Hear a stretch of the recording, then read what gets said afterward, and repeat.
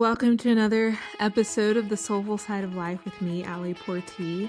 I hope you're well and having a good summer or winter, depending on what part of the world that you're in. And I'm excited about this podcast episode with Kiran Jay Haslam. Kiran has held top marketing positions for major companies around the world, and I wanted this conversation to be more of a soulful conversation rather than a chronological biography of his journey.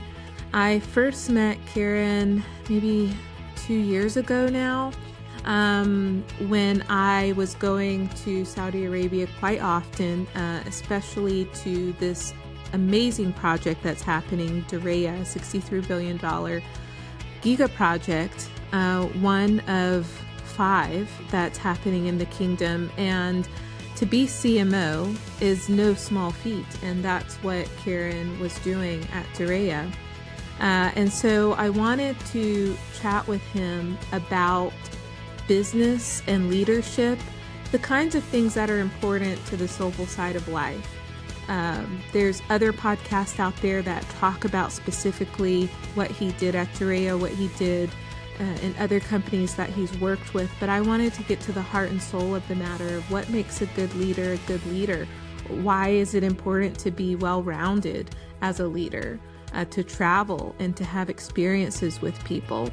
Kiran has worked across luxury automotive for Bentley cars in China and the UK, and in the superyachts industry for Princess Yachts as CMO. And again, most recently, he was CMO of one of the world's largest place branding projects, Dorea, a giga project happening currently in the Kingdom of Saudi Arabia near Riyadh. Kiran understands how world-class brands are built, and it was a no-brainer for me to reach out to him to chat with him. So I hope that you're blessed. I hope that you find something from Kiran's responses that you can take away and apply to your own life. And yeah, enjoy this conversation with Kiran Jay Haslam. Hi, I'm Ali Portee, and I'm a fashion and lifestyle journalist and editor of Zayla magazine. I've always been interested in biographies and in the stories of people's lives, basically listening to what stirs their souls. Welcome to the Soulful Side of Life, where I let you in on some of my conversations with inspiring people from around the world in faith, fashion, entertainment, music, entrepreneurship, and so much more. These are conversations that stir the soul about people's journeys, about the ups and downs of life, and how they have overcome situations. I hope these episodes will inspire your life in some way. So enjoy over a cup of something hot or on your drive to work. This is The Soulful Side of Life with Ali Portee.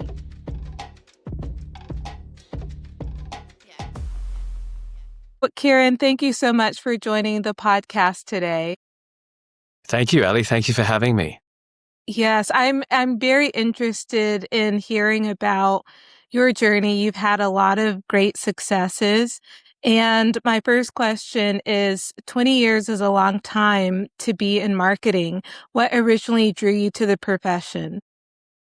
So I didn't study marketing. I studied marine biology to start off with at university. And I actually then studied engineering and technology science for manufacturing and industrial design purposes. So I very much was chasing things which were conceptually challenging. So if I didn't know about it, I didn't understand it, I wanted to. And so that was sort of like the drive.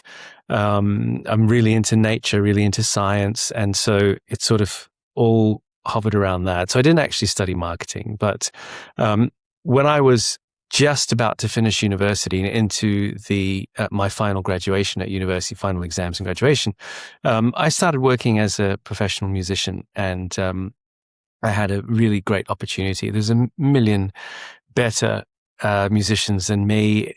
I was in the right place at the right time, in front of the right person, having the right conversation and playing the right stuff. And so I had a great great opportunity to tour the world, play around with great bands and great artists, do a little bit of recording and composing, and I wrote some stuff for film and television. So I was really into music, and marketing was sort of like I've got to do something. I met a girl on my tours in Muscat, Oman, and she's originally from Germany, and was working in one of the hotels there where I was performing, and so I wanted to be quite serious about her, and I thought, the musician lifestyle wasn't conducive to that, so I had to get a job. So I went into other things that I knew well, and I think the music skills. Music skills are all about reading people, whether they're fellow members of your band or whether it's audience members.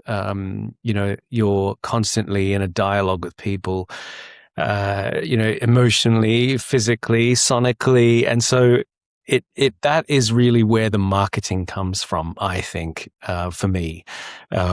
Being able to read people, being able to sort of study, the human spirit that walks into the room and that is receptive to you as an artist, and that I think really grounded me very well in marketing. And so then I went into the usual route, I guess, that a lot of people get exposed to, which is in agencies, copywriting, in PR and idea generation for PR, into the more thicker side of agency construct and media house construct, and so venturing into publishing, radio stations, TV studios, getting very heavy into content, getting very heavy into digital before digital was digital, at the advent of the first curved back, rocking on the tabletop iPhone that my boss had at the time, and then the idea to go first into digital when internet penetration was really, really low across the board,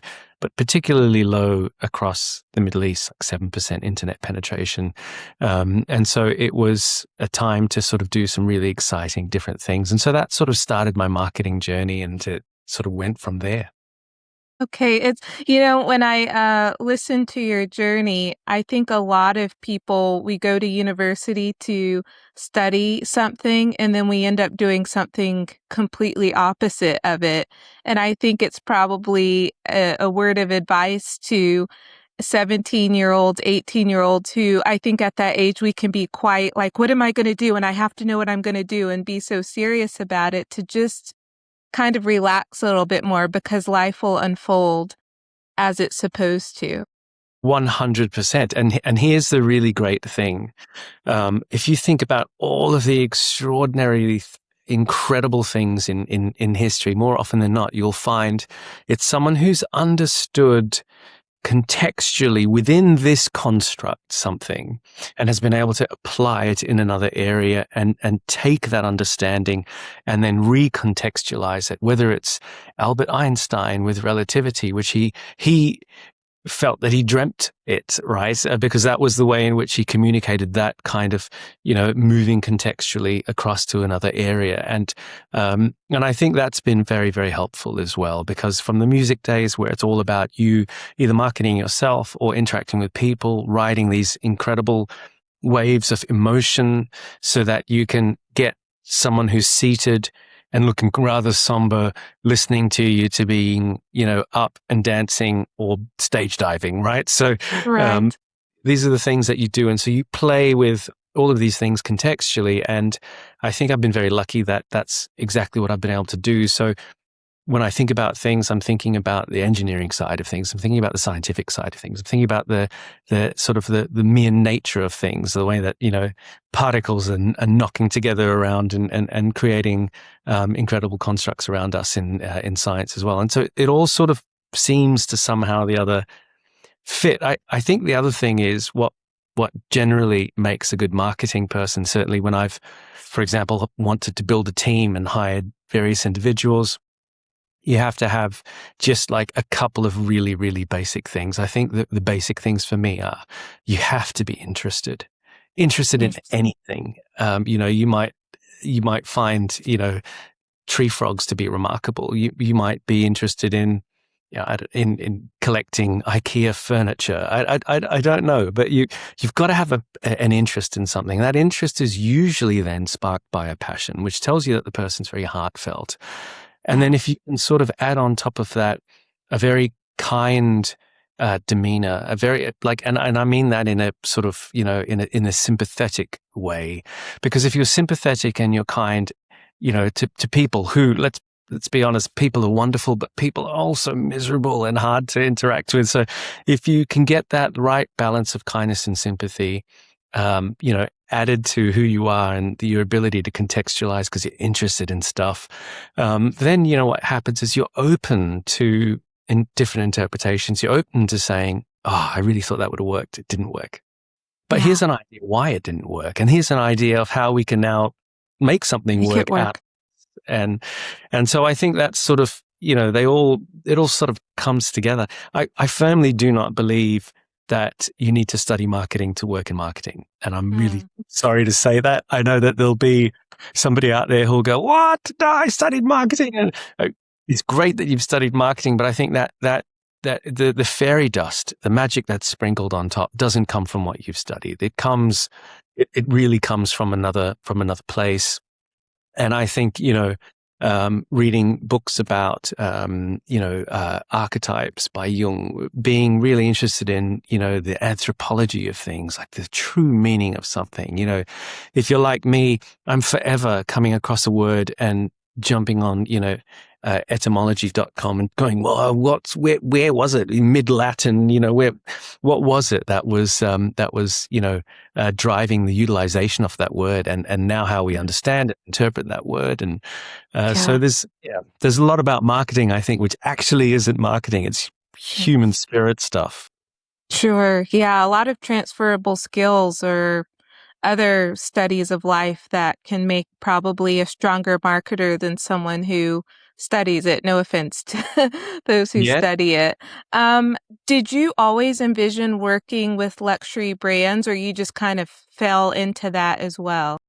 Never. No, not interested in luxury brands in the utilization of the word luxury as it is today.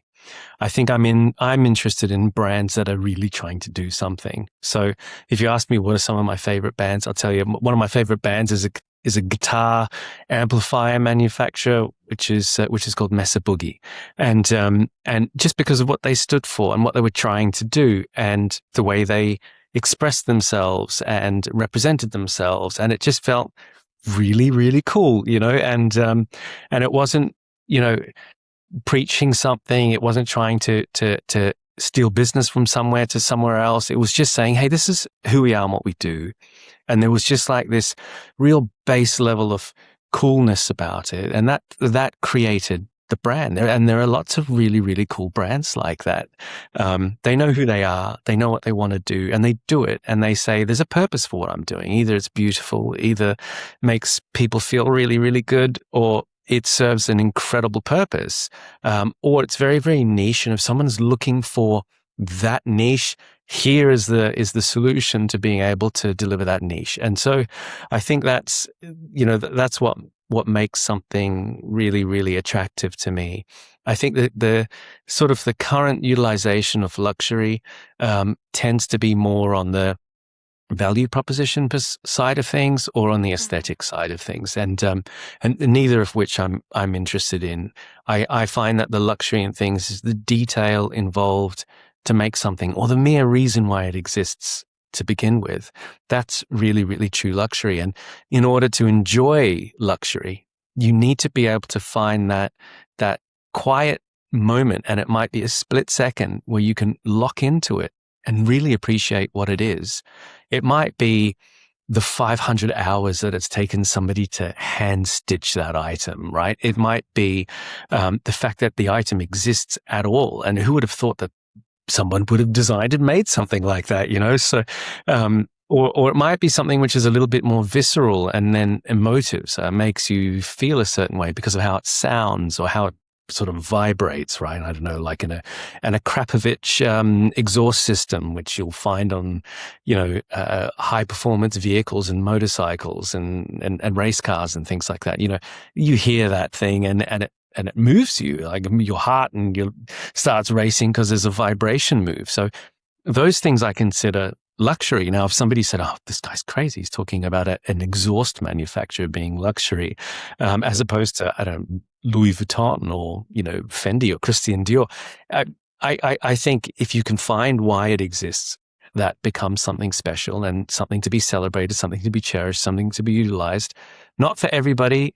Luxury is not for the masses. I think the second you start trying to create luxury for the masses, you are coming to this lowest common denominator kind of a construct, and Sure.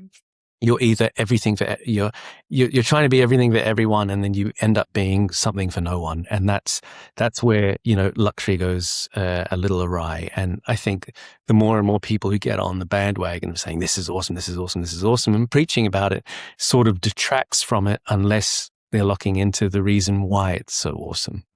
Yeah. Yeah, I tend to find that having covered haute couture fashion for the last 6 years, luxury is those thousands of hours of beadwork and the detailed craftsmanship, as opposed to the brand name or what we think the brand name signifies. I don't know. I'm far more interested in the craftsmanship Yeah. I mean, within. Yeah. luxury is, the level that an extraordinary luggage maker will go to, to stitch in the zipper. It might be the construct of the zipper. It might be, the material of the zipper. It might be the way that, it never locks up. It doesn't need to be, waxed or oiled or anything. It just forever works perfectly well. And, those are the things that just make a product great. And so it's stuff like that, as you rightly say. In my world, it's not haute couture, but it's definitely, if I get a really lovely, beautiful, crisp white business shirt, but it's got perfect double stitching around the cuff, so I just know it's quality. You feel it. You feel it when you put it on, and you're going, "Oh, this is great." And then you look at it, and when you iron it, and you're like, "Oh, this irons really beautifully. Oh, it's wonderful to iron." Those are the things that sort of make something feel like it's rich in purpose or in meaningfulness to you. What's your process of being a great marketer for these kinds of products, or the luxury market that you've been a part of? What is your process for, if you were working in the company with the shirt with the double stitching or haute couture or the exhaust pipes?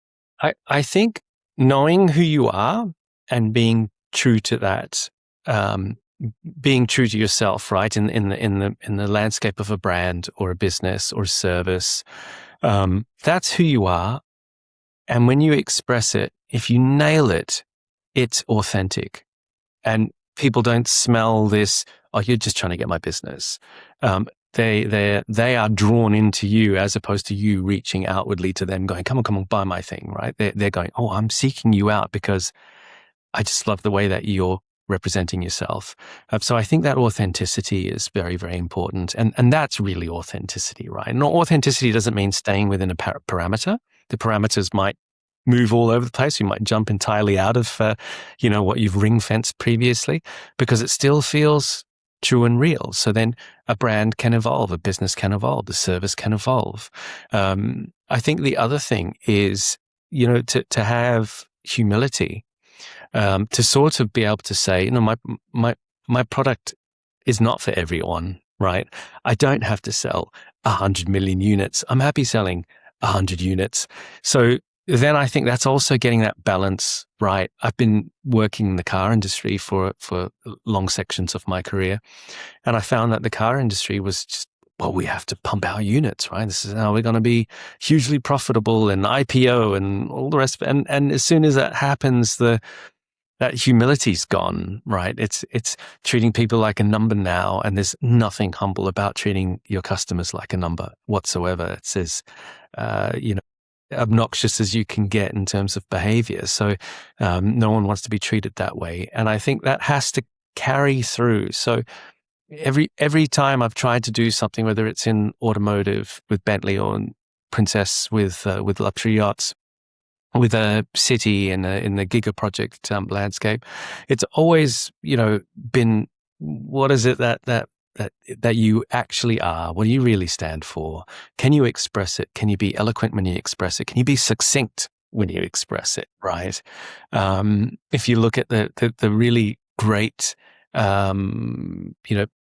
powerful moments, for example, say if I give you a musical reference point, right, to be laconic and to be able to say something which feels that long, but be able to do it with just that amount, right? Great artists and creative minds, like say, for example, Sting, the ability to paint a picture within 4 lines that, if a mere mortal like myself were to try to do, it would take me paragraphs, a Yes. full page of text, right?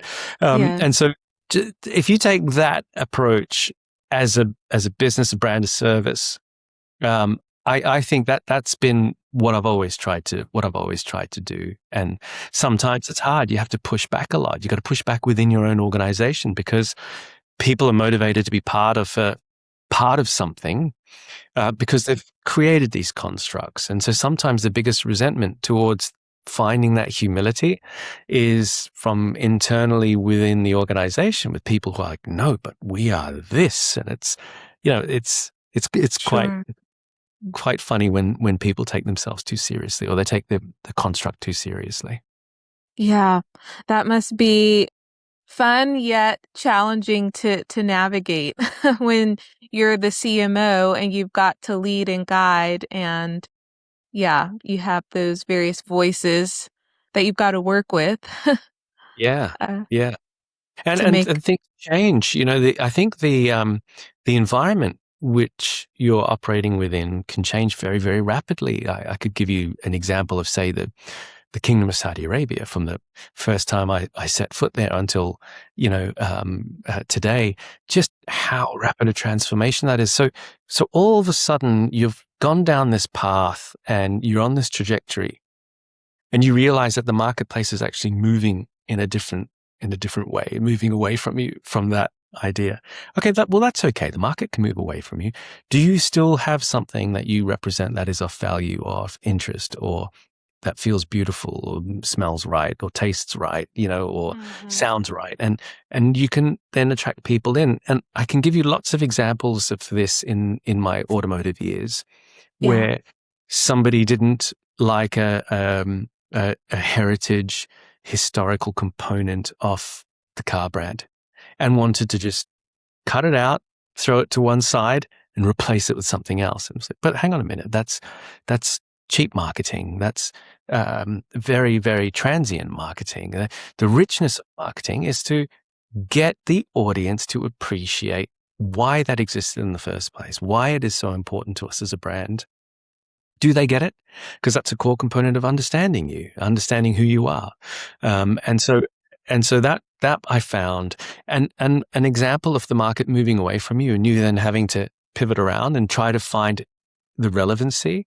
Again, I can give you an automotive example, which I think was very profound for me, because here I was saying, well, we could do this, we could do that, we could do this. And there was resentment because they were like, no, but you're talking to, hip hop rappers and you're talking to the Kardashians and you're talking to, footballers and, that's not our brand. That's not who we are. We're, old world money, luxury. And we don't want, for the comment I got was, we don't want footballers wrapping our cars around, telephone posts in, telephone line posts in, in drunken stupor on a crazy night out. sure. But footballers don't. They did that in the 80s. Yes, yes. I think sports stars and celebrities generally are so fixated on public persona and doing the right Yes. thing, so grounded and are so focused sometimes on their sport. They're dedicated vegans and they go to the gym for 8 hours out of the day, and so it's not the same. And finding that and trying to explain this is actually our market and they love us and they celebrate us and they feel like we're talking to 67-year-olds exclusively and they're all in their late 20s and actually using our product. So there's a disconnect here. So we don't have to change who we are. We can still be who we are, still have the same brand essence, brand tone, same architecture and fabric as to who we are to begin with. But we can start to speak in a manner in which and reach out in a manner in which feels relevant to a whole new audience. And so even in my time in the kingdom, we had to do that because the audience was moving so quickly, right? They were Sure. very young population coming into the workforce very rapidly, wanting different things, wanting different experiences when they go out for dinner or stay in a hotel or use public transport or go to a festival. And so all of those things had to sort of, we had to find the way to be still true to who we are, but speak to them in a very exciting and engaging way. Of course. I want to talk about your accomplishments at Dorea when you were there. How do you market a city before it's fully built? Yeah. How do you fly a plane whilst building it is the question, isn't it? Right. It's again, we had a really, really good opportunity, which was that when we started working on the brand work, I literally locked the door from expectations. To just give me time. I need time. I need to go all the way back to a blank canvas, and we need to start with the building blocks of who we really are. We need to look into archives. We need to go back 300, 400, 500, 1,000 years. We need to look at the horticulture and the landscape and the natural environment, ecology of the location. We have to look at the communities, the religions that came through the area, the wealth that came through the area. We need to understand what the education system looked like 265 years ago in that area. And then when you start to sort of spread all of that out, you're sort of like mentally mapping it, and you've got bits of Post-it notes everywhere, and I make cards and cues and print out imagery, and it's, it looks a bit like an FBI trying to track down a criminal and, pinning things Yeah, yeah, in like the board. relationships. So, and if you give yourself enough time to really understand that, then what we sort of did was, okay, well, this is who we are, and this is what's around us. And these are the really interesting ways in which we can reflect who we are and tell this story. And if the story is appealing and people are wanting to come, then we can start to deliver this in a multitude of ways. One way is to talk about it with commitment, with conviction. The other way is to create promises and dreams, which, using CGIs and imagery and all that kind of stuff. And then there's another way, which is hang back from telling the world, keep your head down and build, develop, prep all of the material, start engaging with focus groups, customers, bringing people in, launch, operate, then adjust your operation. And 3 months after you've opened doors, start telling the world, we're here, we're ready, this is what we do. By that stage, you've got a wealth of real world material. You've got people by word of mouth talking about you. You've got TV stations choosing to do their live reportage from your location. You've got celebrities flying into town, coming and experiencing it and going around the world to telling everybody about it. So that's what we did with Dorea. We sort of said, rather than just, really just relying entirely on, a futuristic interpretation via a CGI, let's just crack on. Let's open doors and let's operate. We were also really fortunate in that the project is, 10 minutes from the central point of Riyadh, capital city of a G20, right? You've got an international airport 20 minutes away. You've got a multitude of existing offerings in terms of hotels and restaurants and tourist attractions all around. And then you've developed this. And at the center of it is a UNESCO World Heritage Site. So it feels really meaningful. It feels like it's not a decision of, do I go to that restaurant? Do I go to that? No, I'm in the country and I want to go to the beating heart of what makes a Saudi a Saudi. Well, I'm going to go to this UNESCO World Heritage Site to where it all began. And then around that, our master plan starts to pop up. And so that was sort of really the approach. And we had a phenomenal opportunity to do it, because just so many incredibly talented people working in the organization, Yeah. and so much passion and spirit around celebrating the location from just the general populace. So it just felt like everyone got behind us very, very quickly. And then, the ball starts rolling down the hill. And so Yeah. very, It very, certainly helps when Dorea keeps winning the best, is it the place to work in the kingdom? yeah. Because everyone that I've met enjoys their job and seems enthusiastic. Yeah, and you have to, because that again, this real part of authenticity, because the voice is real, and particularly when you've got 14% of your workforce who are from Dorea, like literally existing. This is the footprint, and this is where they're from. And 14% of our workforce were from that footprint. We had 80. I had 85% of my workforce, with 250 people in marketing, communications, and we had 85% were Saudi.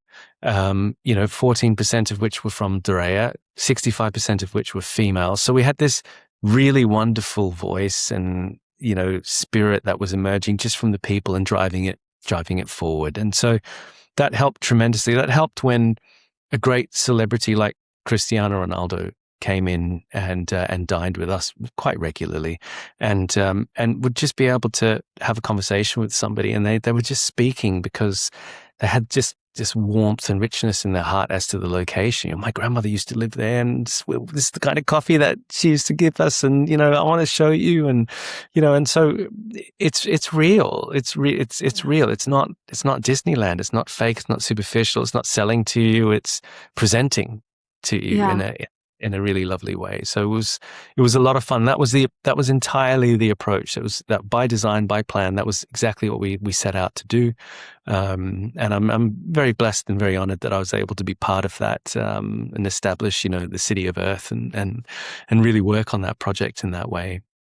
Yeah, you're right. It does feel very authentic, as opposed to like if I go to Sentosa Island in Singapore, it doesn't feel, well, it feels like Disney World. I know, a bit like for adults, I guess, or families. But Diriyah feels very authentic, even with the new building of is it the Najdi architecture? A lot of that may be modern building, but it feels real. And I'm sure that wasn't easy to make happen, or was it?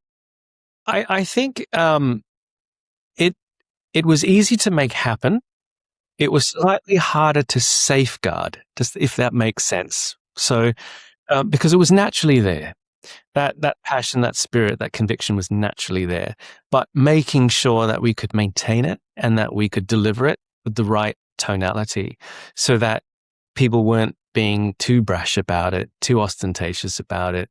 We're not, without like that slightly defiant us versus them kind of stuff. Oh, we're not that project. We're Diriyah, right? So, to never ever slip into that, because then you're not being humble, and it doesn't feel right. Again, it would come across too strong to the average consumer. You're telling me that I should be enjoying this? That never works. So the safeguarding of that original spirit and passion, and just making sure that it was always delivered in the right way, meted in the right way, and that we didn't, promise something that we weren't. It was always going to be real. So yeah, it was an incredible amount of fun to do. Yeah. Being a journalist, I mainly interacted with people in your department, the communications department, and they all spoke highly of you, saying, Kiran's a great guy. I'm curious, from a leadership perspective, how did you, or how have you been able to craft your way of leadership and working with people, getting the job done? I'm sure you're tough at times, but you're incredibly laid back and gentle. How have you created your own sense of leadership?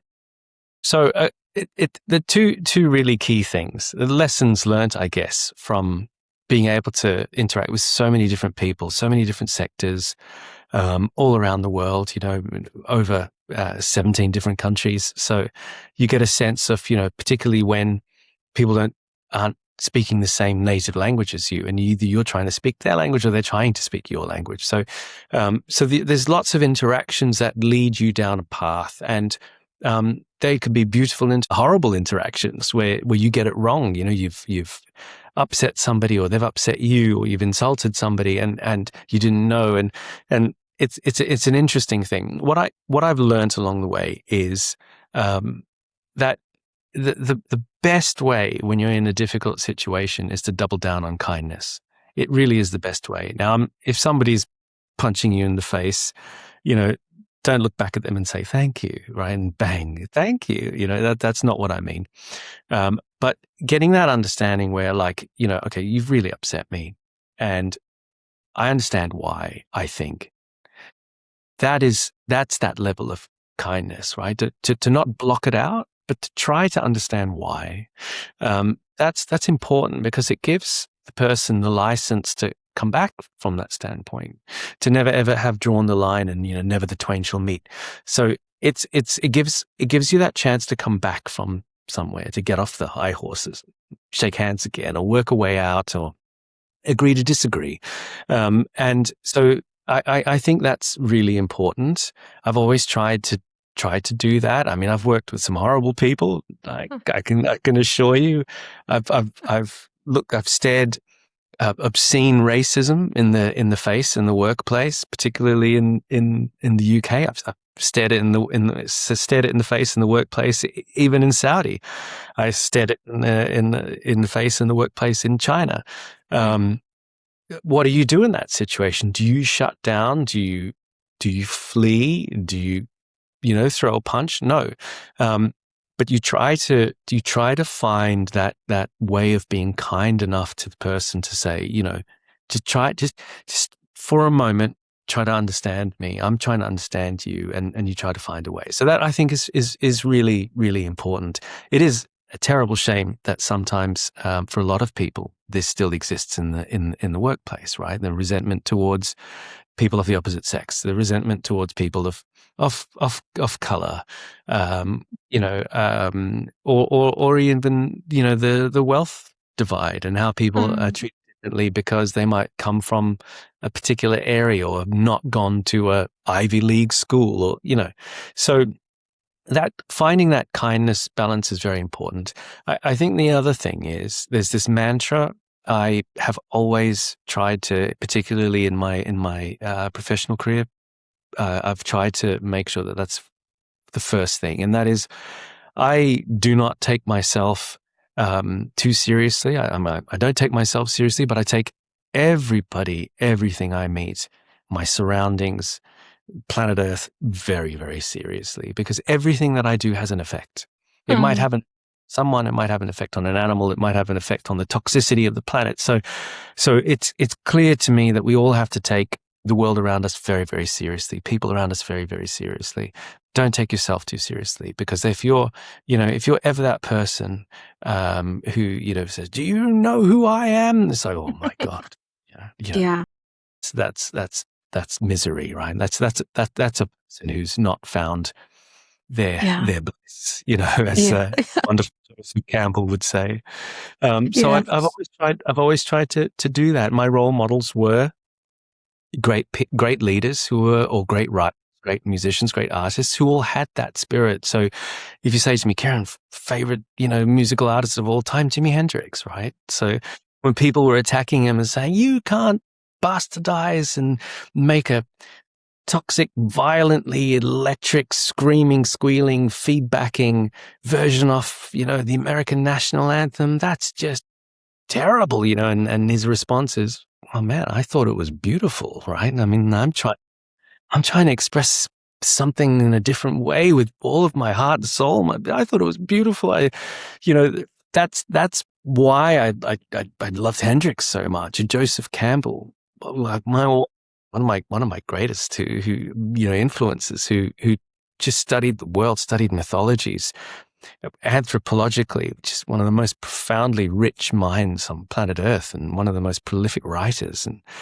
and readers, and his ability to understand that we have to find that inner bliss. You have to be happy with who you are, and if you're happy with who you are, and you're not pretending to be somebody that you aren't, then it's easier to be kind. It's easier not to take yourself so seriously. And the beautiful thing about not taking yourself so seriously is that you're open to change.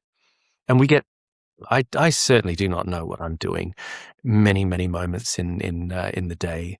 But I know that I'm trying to understand what I'm doing. I know that I'm trying to do it better than anybody's done it on planet Earth, because that's something that I feel inside is very important for me to try to do.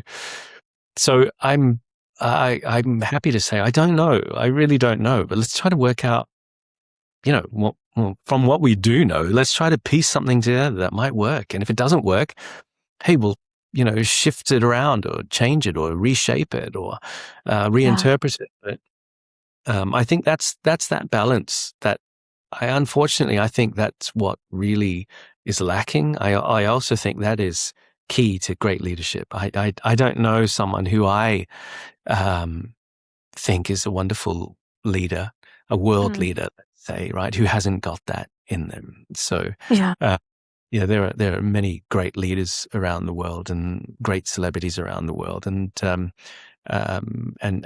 people in the spotlight who have that quality, and you're just drawn to them, right? It's like it's magnetic. So I've always tried to approach things that way, and I hope that the staff that have been with me, the peers and the colleagues that have been with me, I hope that they've appreciated that I've never tried to. I've never tried to be somebody I'm not, and hopefully, if that's, then I feel comfortable with the impact that I've left in various places. I'm sure they have. Everyone that I've met at Dorea has always spoken so highly of you. And listening to the answer that you just gave, I'm discerning that you're well read. You're reading philosophers, and a lot of these people have inspired you. Being a musician is also beneficial. What I'm trying to say is, I feel to make a great leader, you have to be well-rounded. You can't be so specialized in your field and only knowledgeable in your field. You need to travel the world.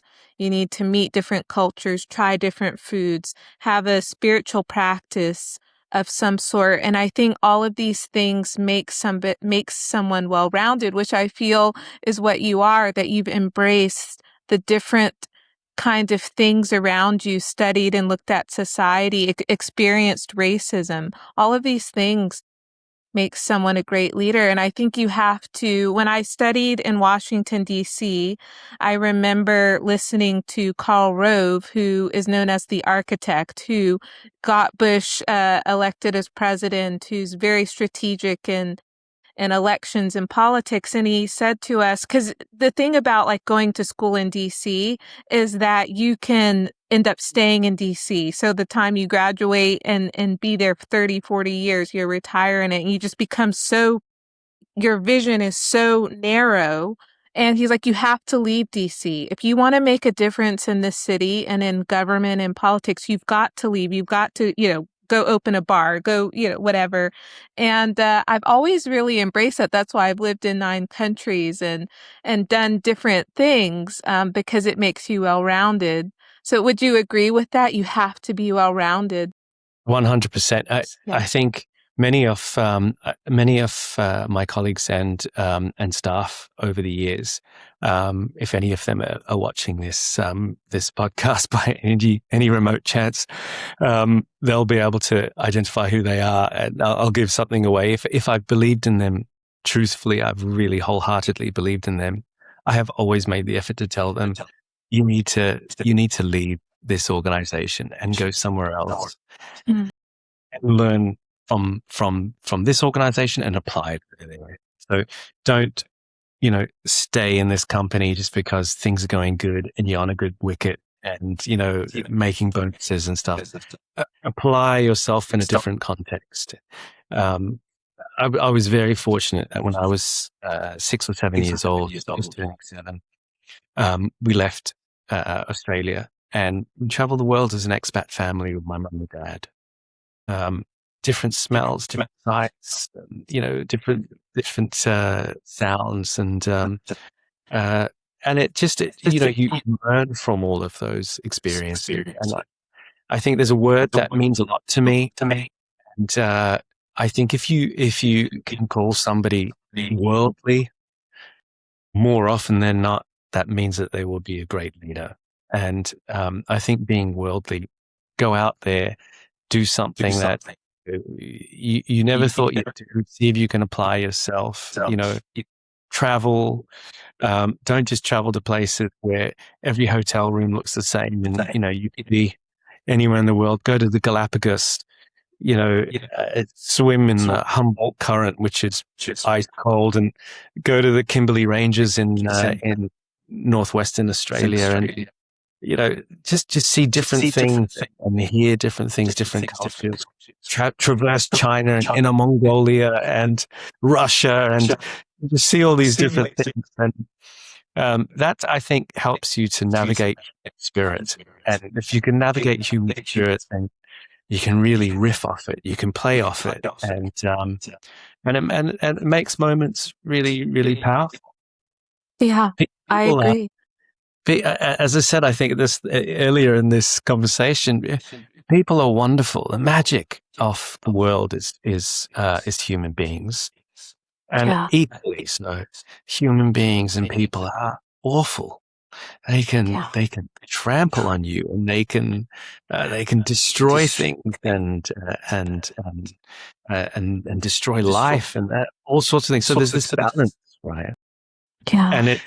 And it's just sort of playing that balance all the time and understanding it. And I think the more experiences you have, it helps you to understand that, and also to see a person's eyes and their manners and how they talk or present themselves, what they lock into, if they are genuine. And I think that the more people you interact with, start to understand motivation.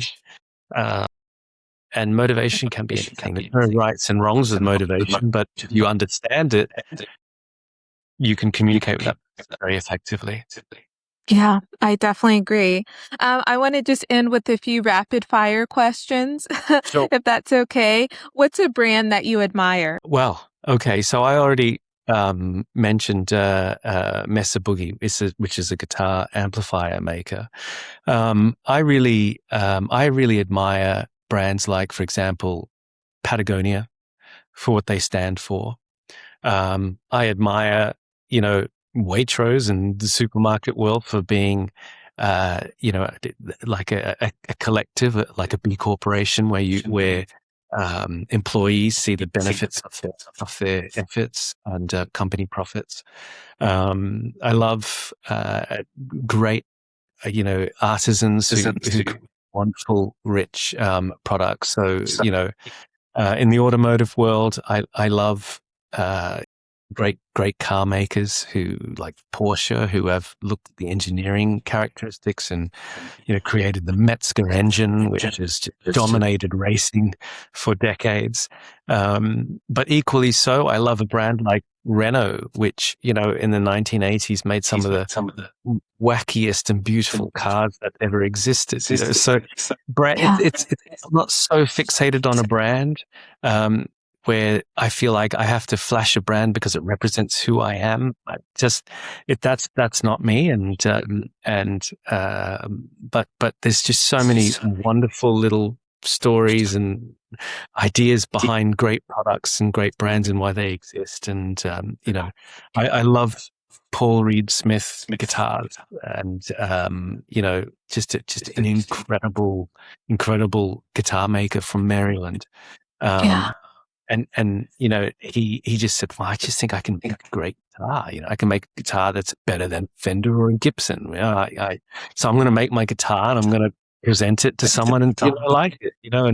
Those guitars are just phenomenal. They're art in as much as they are guitars, right? Just as a Bugatti is art just as much as it is a car. So I think there's that.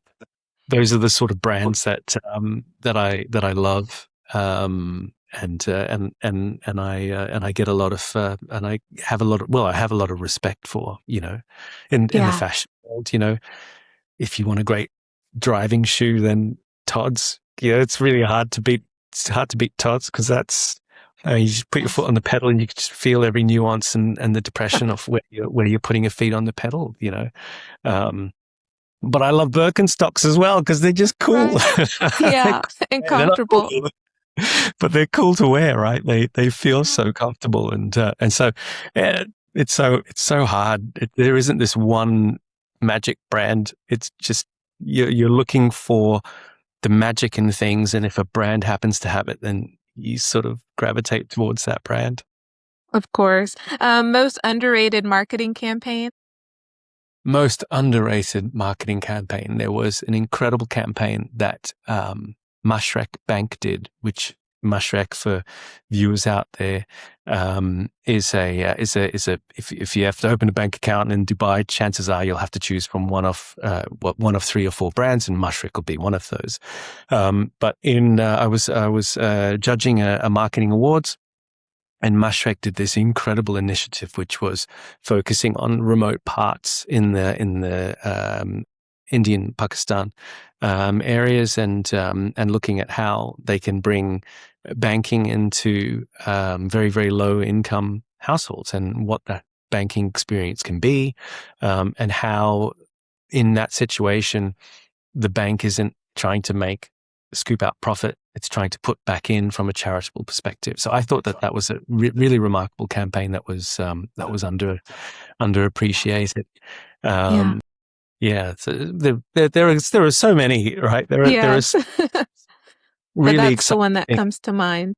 Yeah, there were some really exciting things that were done. I remember, for example, I'm not a fan of the cars. I don't own any, and I've driven many, but I'm not a fan of the cars. But Lexus did this really interesting campaign where they talked about structural blue, and they brought out structural blue for a car body paintwork. And if anyone hasn't seen, if you haven't seen it, you can type into YouTube Lexus structural blue. And you'll just see a bunch of boffins saying, we want to create blue which has no blue pigment in it. And there is a way to do it. And they took their references from nature, from butterfly wings, and they created this incredible structure, which for the human eye, looking at that structure, is the most brilliant, intense blue. It's just remarkable. I guess it's about 4 or 5 minutes long, this little mini documentary explaining what Lexus did. It was so worth seeing because I think campaigns like that have really sort of done something, but they're underappreciated for the way in which they've done it, because they haven't done it in the usual way. Sticking a mini on the side of a building, right? Sure. Or brands being rivals and being cheeky with each other and hitting their main rival with a shot across the bow or something like that. So I think there's so many examples of that. Yes. Most overrated marketing trend? Oh my goodness, social media. Yeah. I think that's a marketing trend that is over exaggerated, so transient in nature, so buried in unnecessary subject matter, so irrelevant sometimes to the actual product itself, and I genuinely think that we have overrated what social media's capabilities are, from a sense of benefit to mankind. I firmly believe that it's the wrong thing that we've done. And along with streaming, I feel it's torn relationships, disrupted sleep, affected mental health. Social media and streaming, video, movies. And another thing is sort of slightly unrelated, and it was because I just very, very recently, like literally very early this morning, 5 o'clock this morning, I had a conversation with a friend of mine from 11,000 kilometers away from Dubai, and hence the different odd hour of time in the morning to have this conversation. But straddling these two different time zones, had this really interesting conversation, and he was talking to me about dating apps.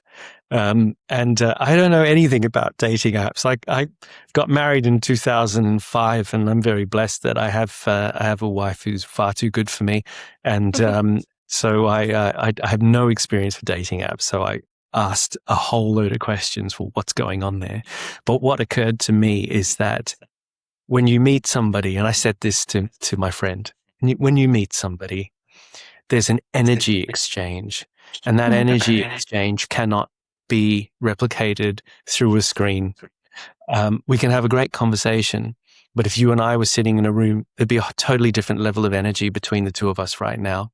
And you'd feel a certain way. You could feel positive about it. You could feel negative about it. Whatever you feel, you are actually feeling something about it. And when you've, walked into a bar, and I don't know, you've somebody and you've started having a conversation with them, they may not be your ideal aesthetically, but their mind might just captivate you, right? It might be just something that they've said, not how they look or where they come from or where they studied or what job they hold down. It's just something that they said. And then energy can just go flourish and off you go. And before you know it, you've fallen in love. We've got an entire world right now that is relying entirely on dating apps. And so what are they doing? The most superficial thing you can do. Yes, no, yes, no, yes, no, yes, yes, yes, no, no, no, no. Why? Oh, I don't like guys with tattoos. I don't like girls with, nose piercings. So come on. That's just not, that's so like overrated. Like, what are we doing? It's all about the energy. And if you rely on the aesthetic, how can you possibly meet the right person? We are a bunch of aspects colliding, right? Yeah. And that's what we do with everything around us. So I think that's an overrated thing, probably more so than social media in many respects. Yes. But, it's so much more immediately, profoundly making people happy or sad. And in the case of the conversation I had this morning, it was really an eye-opening conversation to have, because I'd never thought of it, properly. So boo to dating apps. It's rough out there on those dating streets, and on top of the scammers, I had 2 catfish experience with dating apps, so I don't even touch them, because I thought I was talking to American guys, and it was men in Africa who I guess at some point were going to ask for money, but I said, hey, I need to have a phone call with you to see if you're real. And they weren't who I thought they were. So it can be very disheartening. I would agree with you. The dating apps are the worst. Yeah. And, admiration, knowledge, love, happiness can come from the most, unexpected places, right? It might be somebody that you mistakenly bumped into in the street, and you're like, well, I'm sorry I bumped into you. Yeah, I'm sorry too. But you felt something in that exchange. And so then you go down a path of exploration. And I think that people aren't, even if you bump into someone, we're not conversing with people. I think men aren't approaching women at the bar or coming. I think men are scared to approach women the way they did in the 70s and 80s and 90s.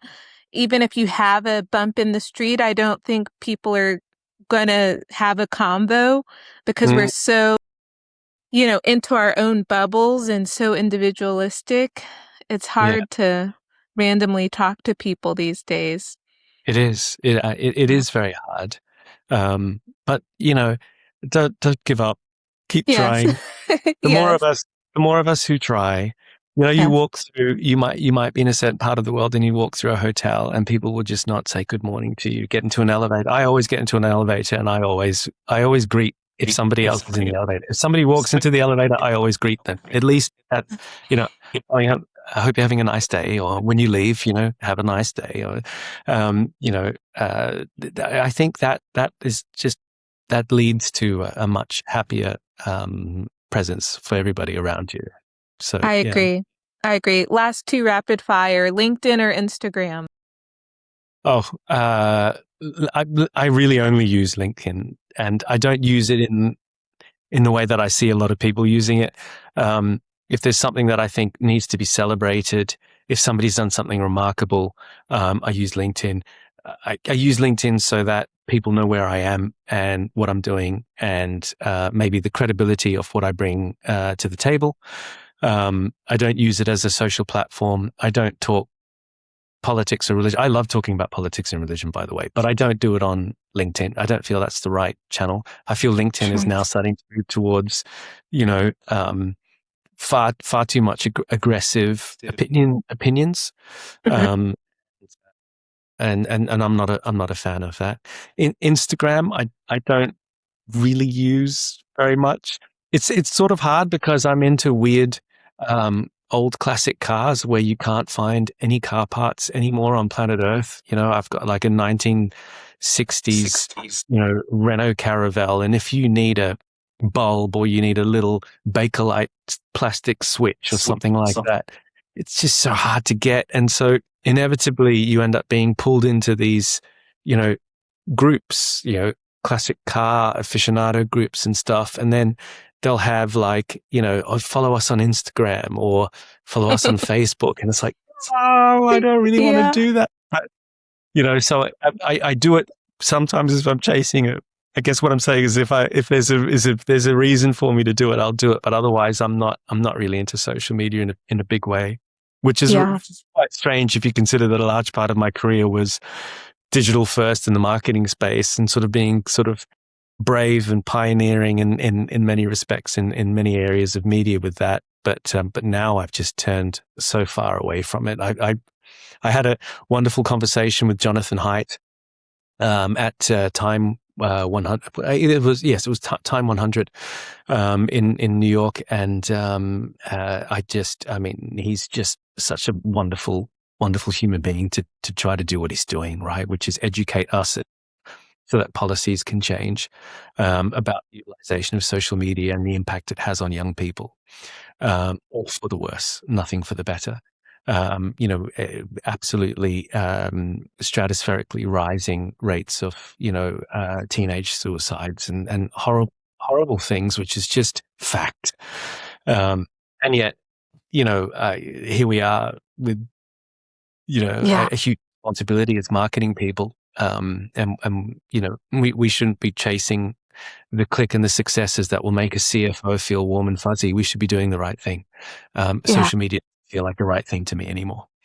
I agree. Last one, the book that changed your life. That changed my life. Okay, this is a really, really great question. It's really three because I was reading all three at the same time. My dad gave me Kurt Vonnegut's Slaughterhouse-Five. Super easy read. Thumbed through it very, very quickly. Loved it because it took me into a world of sort of more the beat side of things. I became a huge fan of William Burroughs, and I loved the way he used metaphor in works like Naked Lunch, Junkie. I absolutely, most profound book on me is The Power of Myth by Joseph Campbell, where he's in a dialogue with the Christian author Bill Moyers, and he is having a conversation. It was towards the end of Campbell's life, and so it was just this. It was literally like having a grandson conversation whilst reading the transcripts of it was a TV series. I think it was a PBS series or something like that. But I got the book The Power of Myth, and that was just a game changer for me. I think from a artistry and wordsmithing and writing perspective, as I said, William Burroughs and Joseph Heller's Catch-22, that was a wonderful book as well. So there are a couple that have sort of, really, really caught and shaped my my outlook on wordsmithing, the use of language, the use of metaphor. So yeah. Wonderful. Well, Kiran, thank you so much for taking the time to chat with me. I really enjoyed speaking with you. Thank you, Ali. It's always a pleasure. Hopefully next time we get the chance to sit together and talk in the same room. Yes, that would be a pleasure. I hope that you enjoyed this podcast episode and that you have found a soulful connection to the conversation. God bless you, and until the next episode, go bless somebody else.